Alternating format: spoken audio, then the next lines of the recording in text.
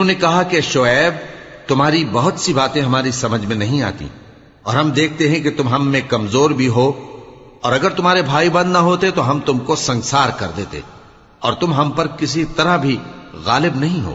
انہوں نے کہا کہ اے قوم، کیا میرے بھائی بندوں کا دباؤ تم پر اللہ سے زیادہ ہے، اور اس کو تم نے پیٹھ پیچھے ڈال رکھا ہے؟ میرا پروردگار تو تمہارے سب اعمال کا احاطہ کیے ہوئے ہے، اور اے قوم، تم اپنی جگہ کام کیے جاؤ، میں اپنی جگہ کام کیے جاتا ہوں۔ تم کو ان قریب معلوم ہو جائے گا کہ رسوا کرنے والا عذاب کس پر آتا ہے اور جھوٹا کون ہے، اور تم بھی انتظار کرو، میں بھی تمہارے ساتھ انتظار کرتا ہوں۔ اور جب ہمارا حکم آ پہنچا تو ہم نے شعیب کو اور جو لوگ ان کے ساتھ ایمان لائے تھے ان کو تو اپنی رحمت سے بچا لیا، اور جو ظالم تھے ان کو چنگھاڑ نے آ دبوچا، تو وہ اپنے گھروں میں اوندھے پڑے رہ گئے، گویا ان میں کبھی بسے ہی نہ تھے۔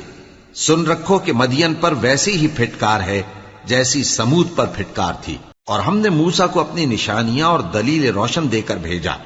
فرعون اور اس کے سرداروں کی طرف، تو وہ فرعون ہی کے حکم پر چلتے رہے، حالانکہ فرعون کا حکم درست نہیں تھا۔ وہ قیامت کے دن اپنی قوم کے آگے آگے چلے گا، پھر ان کو دوزخ میں جا اتارے گا، اور جس مقام پر وہ اتارے جائیں گے وہ برا ہے۔